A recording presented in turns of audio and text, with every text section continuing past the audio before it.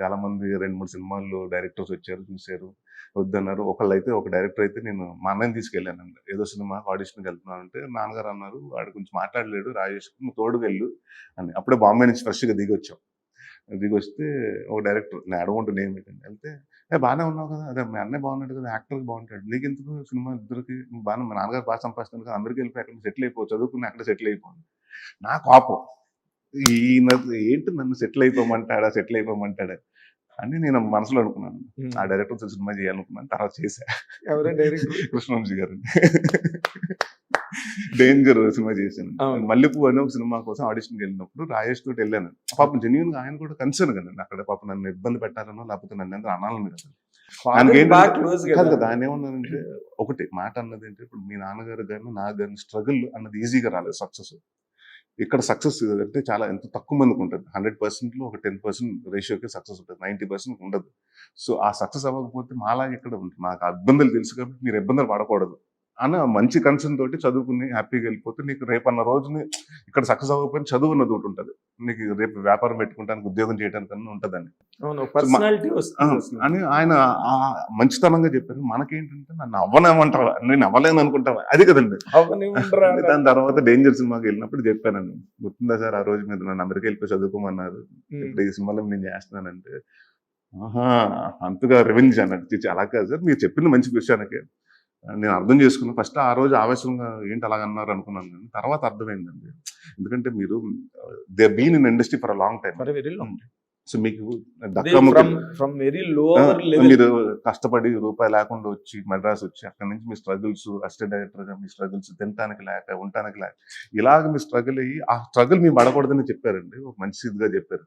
So అదే చెప్తాను కదండి, అంటే చాలా మందికి అవ్వలేడు అనుకున్న వాళ్ళకి అయ్యాను అని ప్రూవ్ చేసుకున్నాం కదండి. ఎక్కడో తెలియకుండా అందరూ కూడా నువ్వు అవ్వలేవు అని చెప్తుంటే ఒక కసి వచ్చిందండి. ఒక పాయింట్ ఆఫ్ టైంలో ఎందుకు అవ్వలేను అంటే ఆ కసి ఎవరి మీద కాదండి, మా అన్నయ్య మీదో లేకపోతే ఇంకొకరి మీద కాదండి, నన్ను నేను ప్రూవ్ చేసుకోవాలి, నేను యాక్టర్గా నిలబడాలి అని. అక్కడి నుంచి ఐ వర్క్ హార్డ్ అండి. అండ్ సినిమాలు అలా దేవుడి దేవుళ్ళ సినిమాలు వచ్చింది.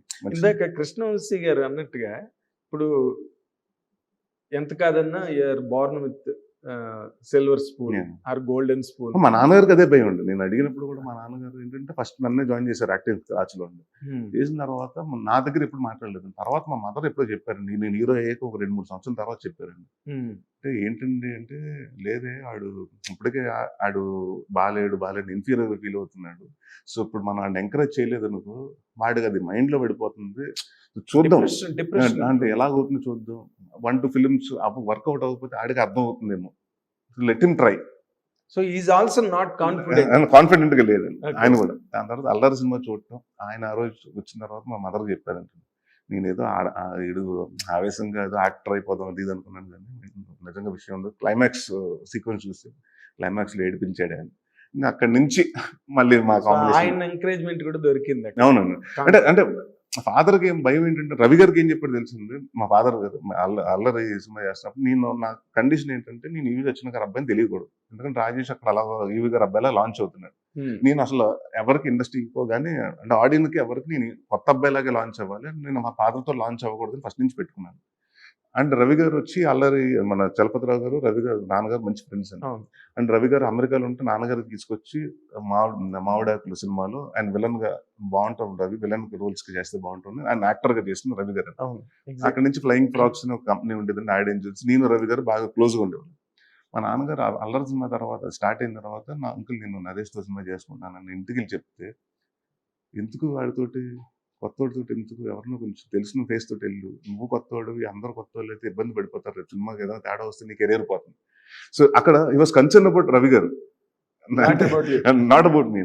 అండ్ నేను కూడా కథ నేను రవి గారు చేద్దాం ఉన్నాను వెళ్ళిపోయింది. మూడో రోజు చేస్తున్నప్పుడు కేవీఆర్ పార్క్ దగ్గర అక్కడ కూర్చుని కథ ఏంటో ఒకసారి నివాస్ చెప్పని రవి గారు చెప్పండి, అక్కడ ప్లాట్ఫామ్ మీద కూర్చుని రోడ్డు మీద అక్కడ చెప్పడం, పొద్దున్న 7ంటికి 7:30కి టీ తాగుతూ ఆయన ఒక 15 నిమిషాలు ఇలా ఉంటుంది లైన్ అని చెప్పారండి. అప్పుడు వరకు కథ కూడా తెలియదు, కథ కూడా తెలియకుండా చేశాను సినిమా, అల్లరి అండి. అండ్ దట్ ఆ సినిమా తోటి నా పేరు అల్లరి రవి గారు, అందరింటి పేరు అల్లరి అయిపోయింది. అల్లరి సుభాష్ని గారు, అల్లరి నివాస్, ఆ సినిమాలు చేసిన ప్రతి ఒక్కళ్ళు ఇవాళ మేము నా ఫోన్ చేసి నేను రవి అంటే ఎవరు గుర్తుపట్టండి, అల్లరి రవి అని చెప్తే ఆయన గుర్తుపడతారు, నేను నరేష్ అంటే ఎవరు గుర్తుపట్టాను, అల్లరి నరేష్ అంటే గుర్తుపడతాను.